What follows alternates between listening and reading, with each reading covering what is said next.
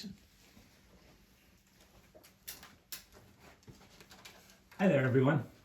Hi. My name's Matt. Do you guys want to talk a little bit about why you're here today? This is pointless. Hey. Shouldn't have even come. Come This- on. Hey. So, do you want to tell? So I'm Josiah. This is my wife, Kimberly. To meet you And both. my brother, Eli. Okay. So he's been having a little bit of trouble I haven't been being in any trouble. living at home, and so he's moved in with us at this point, and yeah, it's kind of been somewhat of a struggle figuring that out. I guess we just don't really know where to go from here. Okay. Other than this. Okay. So I hear that it sounds like a struggle. Eli, you were saying something. Can you talk louder? Because I couldn't quite hear what you were saying. Well, okay. So at this point, I'm like, well, I should be able to decide what I do. Like, they're only like 8 years older than me. I should be deciding what I do, not Okay. them. Okay. So you think you should be able to make the choices, decide what you want? Yes. Okay. Is that what it was like at home? Were you able to decide and do whatever you wanted? I mean, no, but they're not my parents. Well, we kind of would be though, because that's kind of our position here. Like, you're moving into our house, so it's kind of like you're under our authority. That was your choice. No. Okay. So you said he's under your authority, and that was his choice? So that was... Well, he wasn't against it, I guess. Because in a lot of times in these situations, the person, the teenager, like, you don't have a lot of choice. Listen, if I would have rather stayed, but that wasn't an option. Okay. Do you think you could tell me a little bit about why that wasn't an option for you? Because I was forced to go with them because they said being at home wasn't a good option for me right now. Okay. So I guess when you say it wasn't a good option, what I hear is that there was some not great things going on at home, whether it was your parents or whether it was you. That's what it sounds like when you say that. You know, would you agree with that or disagree with that? I mean, I had to make my own decisions at home, at least, better than with them. Okay. Stay up as late as I wanted. I was out for as long as I wanted. Nobody really cared. Okay. So Eli, you're Josiah's brother, right? You two are brothers. Yeah. And Kim, you're Josiah's wife. Okay. I noticed that you're pretty quiet in all this. You know, would you like to share anything about what you're feeling in the middle of this? Well, I understand that this wasn't Eli's first choice, but because of some of the actions that were chosen, it became his only choice. So it's hard for me to see Josiah so frustrated about everything that's happening and not really knowing how to help either of them, like kind of being in the middle a little bit. Okay. Yeah, in the middle is kind of that's what I was thinking as you were talking. The phrase I could hear is in the middle. And it must be hard for you just being in the middle. So as Josiah's wife, Eli's sister-in-law, feeling pretty stuck at times. Okay.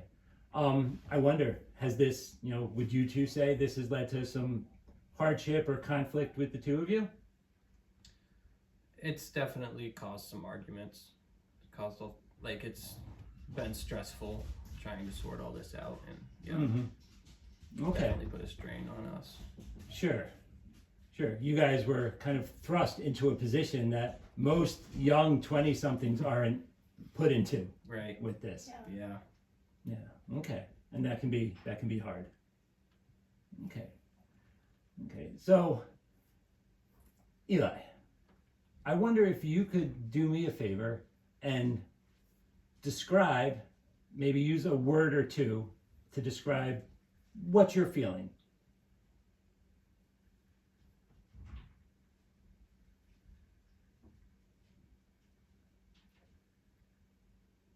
I mean, dislike. Can you talk louder? I didn't hear that. Dislike. Dislike? Okay. So dislike as in you dislike the situation. Dislike the change. The change. Okay. Okay.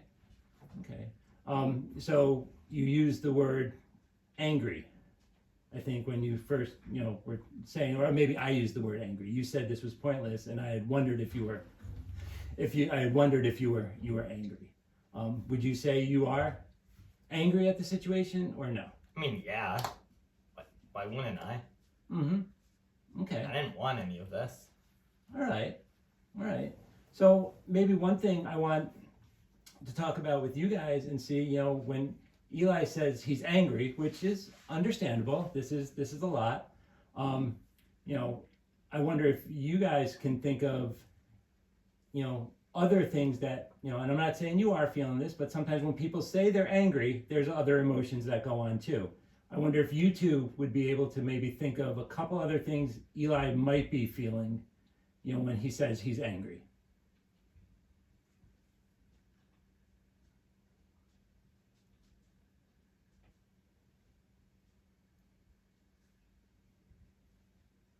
Maybe like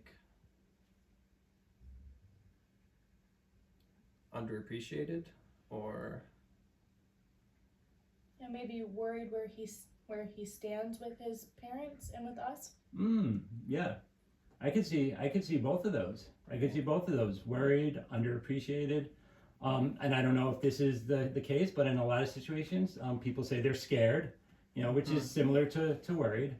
This has been a big change. And even though you were allowed to do a lot of things at your house, it sounds like there weren't things that may have been best for you, and you may not necessarily feel that or think that, but it sounds like there were some things that weren't the best for you. And I wonder, as you hear, these two say, worried, I said scared, Josiah said underappreciated. I wonder if you would be able to kind of admit or say that one or two of those or three of those might be the case, might be right. What do you think? I mean, yeah, I'm a little bit scared. Okay. Yeah. And then I think that's understandable. Have you ever said that to Josiah or Kim? no. Okay. Well, Okay.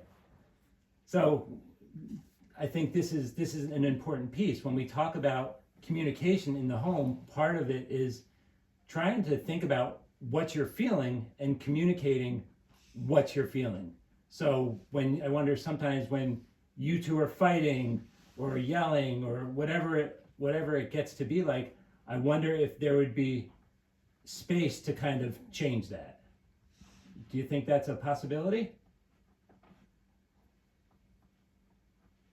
what do you mean? So, okay, let's do this. Let's take a scenario. What is one thing that causes issue at home?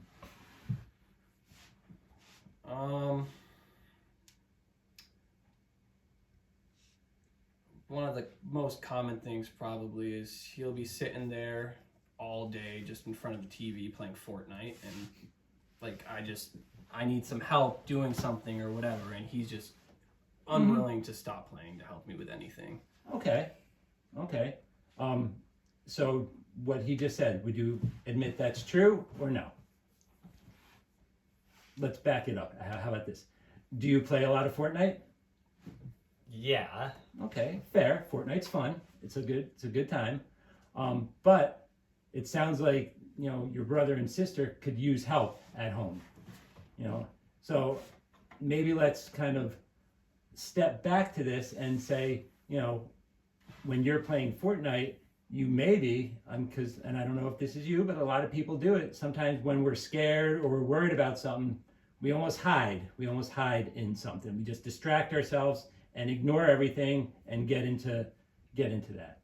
Sometimes we don't even realize it. But I would like you to kind of think about that, and think about if that could be a little bit of what's going on. And you don't even have to have an answer right now. That's okay. Just think about it.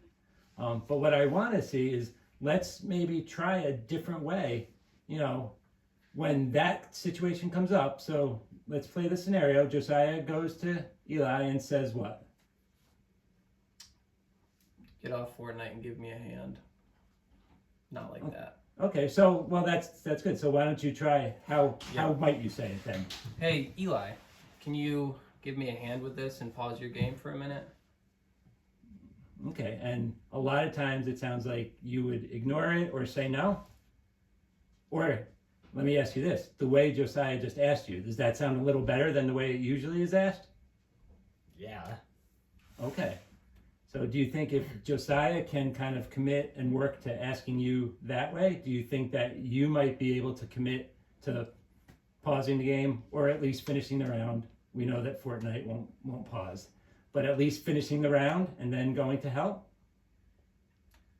If he asks like that. Okay. Do you think that sounds doable? I could do that. Okay. And so, Eli, that's, you're committing to that too. And the same thing, Kim, again, you sound like you're a little more set back, removed from it. Most of the conflict or conversation sounds like it goes between these two. Okay. But I would suggest, like, this is, you two as a married couple, this is your home too, and Eli is, in this situation, both of your responsibilities. So you both have a place in this. So it's okay to step into that role. And it may be, confusing, and you may not always have the right words, but that's okay. That's definitely okay. And Eli, let's, maybe talk about changing some of the language. So when you say, when you feel angry or when you feel that just everything building up, I wonder if you would be willing to maybe try and stop and think that if I'm angry, maybe I'm also scared. Do you think you could kind of consider that? Yeah, Okay. I can put that into consideration. Okay. And I would like you to use those words when you guys talk to each other, because I think it will be helpful. Okay? And so I think that's, maybe a good place to go from here. It's a lot. It's a lot to take home. It's a lot to carry. So maybe it's something to try, something to go from here. And while you're at home, maybe use this language, but also start talking about the boundaries, because you're still in school, right? Yeah. All right. Curfew, dinners, if you guys have dinners together, expectations at home, responsibilities, I'm sure there's some chores and things like that. And that's just a part of being a family. Whether it's the family you asked to walk into or not, it's part of being the family. So maybe using the language we worked on today, that's some conversations you guys can have. Would you be willing to talk a little bit about that? Yeah. We could do that. Okay. Absolutely. Definitely. Okay. Eli, do you think this is something you'd be willing to check back in on with me? All three of you? As long as it's okay with Josiah and Kim, would you be willing to check in a few weeks on this? Yeah. Okay. Is that okay with you two? Yeah. If we do that? Sure. All right. Absolutely. Well, thank you. We will do that. All right. And cut. Boom.